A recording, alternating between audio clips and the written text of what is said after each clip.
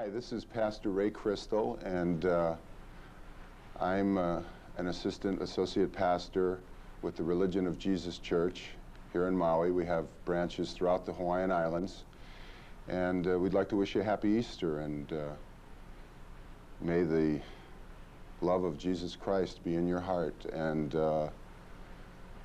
we just really want to pray for Hawaiian Islands and the problems we have associated with drug use and abuse in our community. I, for many years here in Maui, have been the facilitator for people with education about medical cannabis for the sick and dying and elderly. Last Friday evening, a week ago, I was on the Dialogue show on Hawaiian Public Television, which I'd like to show a tape of on this cable network. And I debated a doctor in substance abuse and also the DEA officer and Major Tano of the Hawaii Honolulu Vice Commander. And we got into a good discussion, a loving discussion about how we could problem solve. And the police admitted that they don't want people going to jail anymore for use, that those people have become victimized by drugs in our society.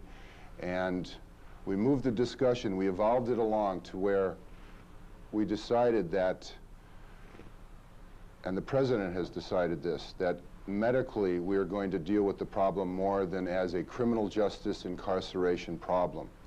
So people need to start taking the fear out of their lives about using, and people they see using drugs, and we have to start using the church and the medical community to solve problems. If you are in Maui County and you are in need of education about medical cannabis, I want you to call my office. And there is a defense that was mentioned in the show.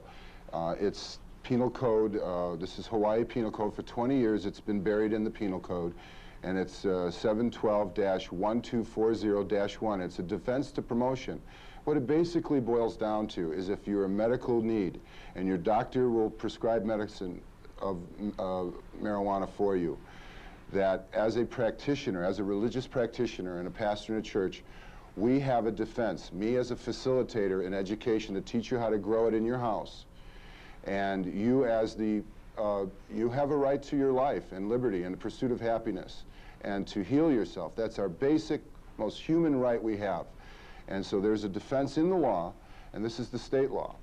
And we will help you in every way possible on this.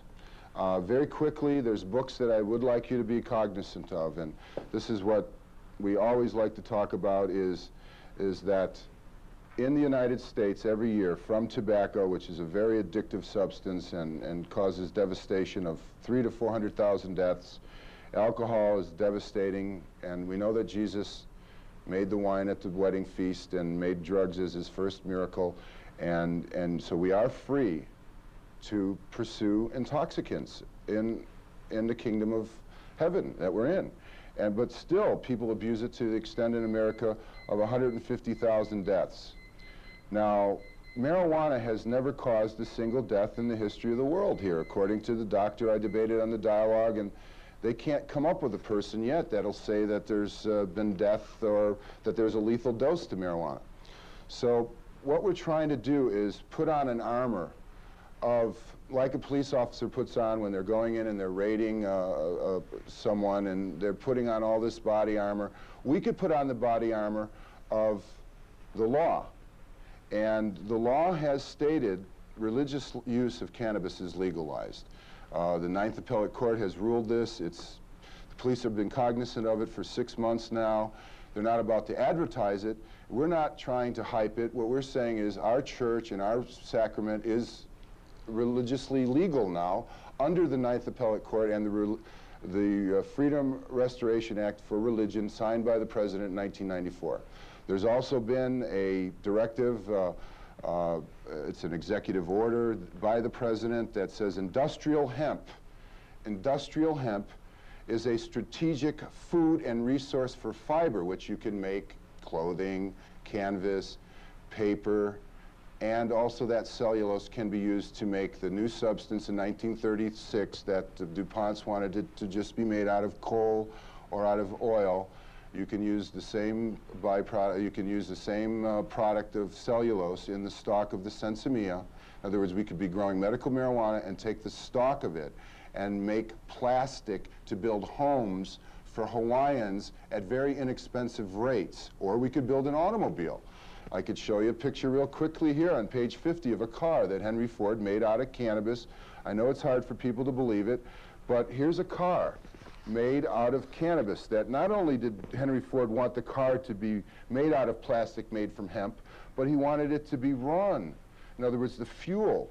There was a process where you could renewably take plants, especially hemp, and after you take the seeds off for the food, to feed starving people or to feed animals or to press that oil into the lubricating lubricants for the grease and the oil in the car. So literally we can use plants, natural resources given to us by God, our Creator, to solve problems here in Maui.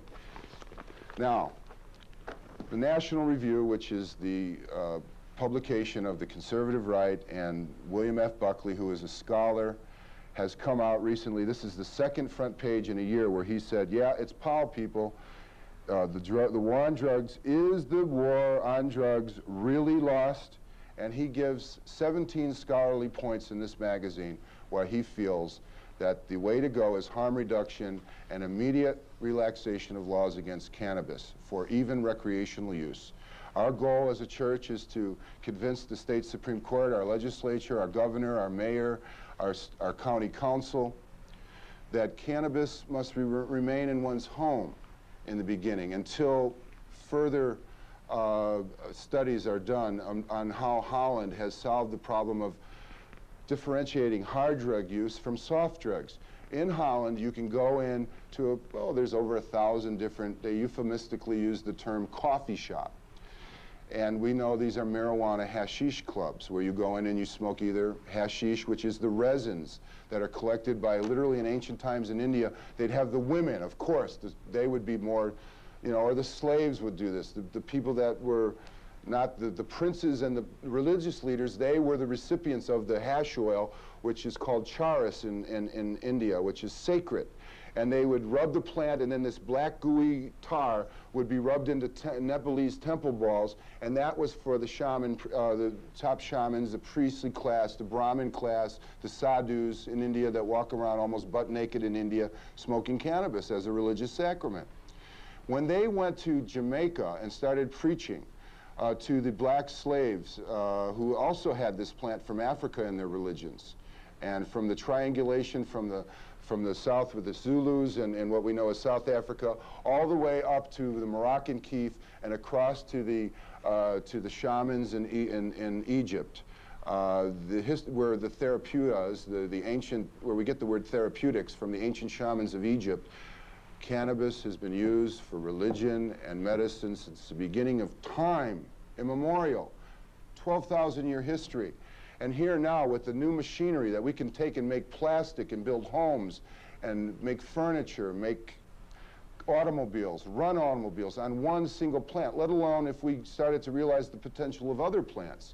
See, when a plant is useful, they give it a Latin word by the name of sativa. So cannabis sativa means cultivated for usefulness. That's what cannabis sativa means.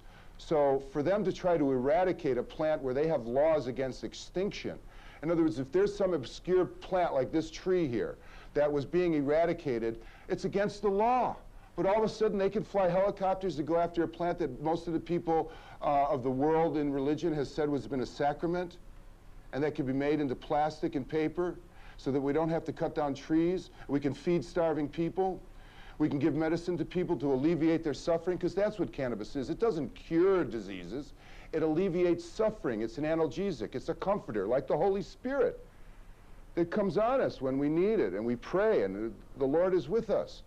And so at the time of Jesus, it was very common for Jewish women in childbirth. In fact, they found a number of bodies where the women, they didn't have cesarean, I guess, in those days, or wasn't perfected yet. And the women died in childbirth, and they found chunks of hashish in their stomach, and they went, oh, So over time now, we know in the last few years, because of Ronald Reagan saying that marijuana kills brain cells just like alcohol. So they did a study on it. They got them to back it up, and they did a study. And what did the doctors, the scientists find? They said, well, we found that there's receptor sites in the brain, and we think there's a marijuana drug in the brain that we didn't know existed because we found these receptor sites. So when a person smokes marijuana, it gets in the blood, it flushes over these receptor sites that are there for some reason, and the person gets high. And when the person, when the receptor sites are maxed out, they start to shut down so that the person starts to not get any higher. You can only get so high. You can't overdose on marijuana. You can't kill yourself, and you can't get any higher than what you can get. And the more you abuse it, and the more you're compulsive, and the more you are a chronic smoker of cannabis, the more you're just hurting yourself, because you can only... What the key is cannabis, if you use it somewhat in ritual and in your spiritual life and you're responsible, you'd use it occasionally. Maybe you need it when you come home from work at a hard day's work and you need the relief and the stress reduction of this. That is a big killer in our society of stress. And so on this book here, let me just show you that for 100 years in American history, babies, infants were given the strongest tincture. In other words, this hash oil that I was talking about, the charas, the resin, was made into a liquid, and it was given to babies. And here's our Constitution made out of hemp. If this Constitution stands for anything, it stands for my right to say the truth here today. Our church stands for truth. If we can be out-debated, and what we're against is lies about cannabis and lying to the children. If you allow us to talk to the children, I feel we can do everything to postpone their usage prematurely until, if they are so precocious, because all the music from rock and roll and jazz on up to their hip hop and reggae has pushed them to want to use marijuana. Maui, the thing that this island is most famous for, and this community and these islands are most famous for, is pushed into a forbidden fruit situation. Help us and help yourself and help your pastors and let's talk about this. Please have me over at your church or at your civic group to talk about this, and let's dialogue on this, like that award-winning show that I was on last Friday. And help public broadcasting, help this station, because we don't get the opportunities for common people to come on the air to speak too often. We're pushed away from the media, and that's a problem in this country. So all the wonderful aloha from our church to you for this Easter season, and let us love each other and create a brotherhood and a sisterhood here in the Hawaiian Islands that can be a beacon to the world, and we'll bring millions of people to Hawaii to share the aloha and the aina. God bless you. Aloha.